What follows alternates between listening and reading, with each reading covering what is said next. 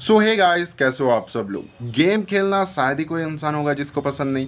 80 साल का एक बुजुर्ग व्यक्ति को भी गेम खेलना पसंद आता है, वही 15 साल के एक बच्चे को भी गेम खेलना पसंद है। सवाल है गेमिंग से, और ऐसे में एक बार सोच के बोलिए, एक ऐसा टाइम था जब 1 GB रैम आता था फ्लैगशिप स्मार्टफोन्स में।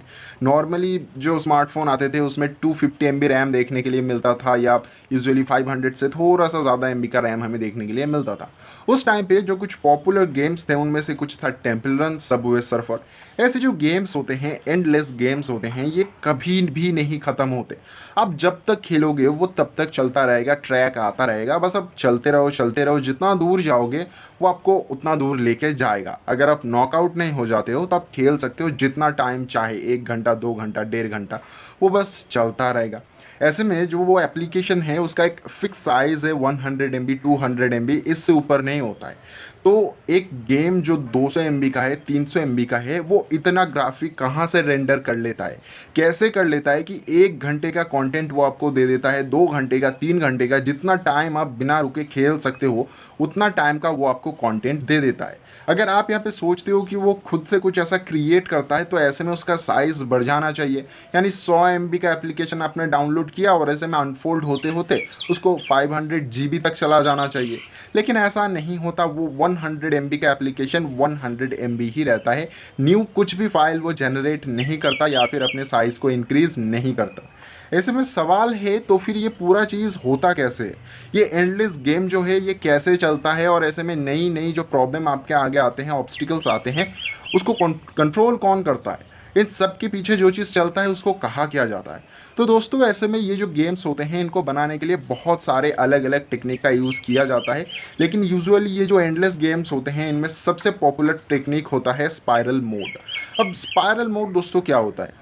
बेसिकली कुछ चीज़ें होता है जो सबसे पहले एक गेम को बनाने के लिए एक डेवलपर को चाहिए होता है।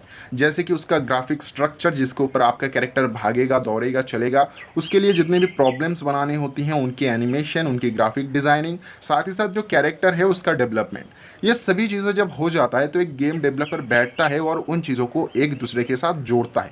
यहाँ पे जोड़ने का मतलब लकड़ियों के जोड़ने जैसा नहीं होता है। यहाँ पे लेवल बनाए जाते हैं। अब ये लेवल आप सोच सकते हो 1 to 10 या 10 to 100 ऐसा कुछ, लेकिन ऐसा कुछ नहीं होता है। ये लेवल समय के हिसाब से होता है कि इतने समय बाद इसका स्पीड इतना ज़्यादा इंक्रीज होता रहेगा। और यहाँ पे स्पायरल मोड क्या करता है, सभी चीज़ों को समझ लेता है कि कौन से प्लेटफॉर्म को, यानी कौन सी ग्राफिक मोड को कौन सी ग्राफिक मोड के साथ कनेक्ट करना है। इसके साथ कुछ कमांड उसमें पहले से फिट कर दिए जाते हैं कि ऐसे ऐसे जब स्पीड बढ़ता जाएगा तो ये ऑब्स्टिकल इस जगह से हट के यहाँ पे आ जाएगा। और ऐसे एक पूरा प्रोग्राम बनाया जाता है। इसके बाद क्या होता है, उस प्रोग्राम को आप खेलते हो।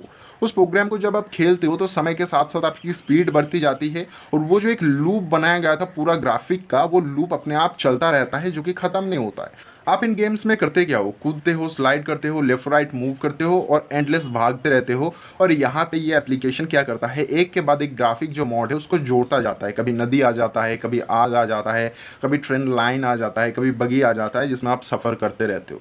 तो इस तरीके से एक गेम जो कि लिमिटेड रिसोर्स के साथ होता है, जो 100 MB या फिर 200 MB के अंदर आता है, वो भी आपको इतना बड़ा एक गेम प्ले दे देता है। यहाँ पे कोई भी नई ग्राफिक को रेंडर नहीं किया जाता, या फिर कोई भी ऐसी चीज़ नहीं है कि वो खुद से कुछ चीज़ें डेवलप कर लेता है।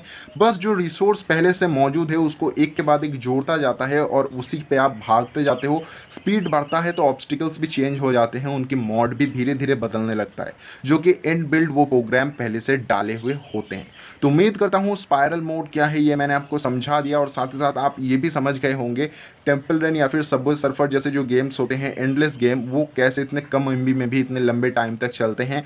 अब जितना टाइम तक बिना नॉकआउट हुए खेल सकते हो।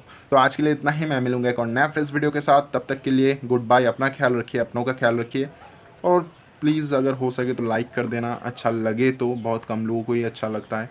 और शेयर करना चाहते हो तो ऑब्वियसली कर सकते हो, सब्सक्राइब करके थोड़ा सपोर्ट भी कर सकते हो।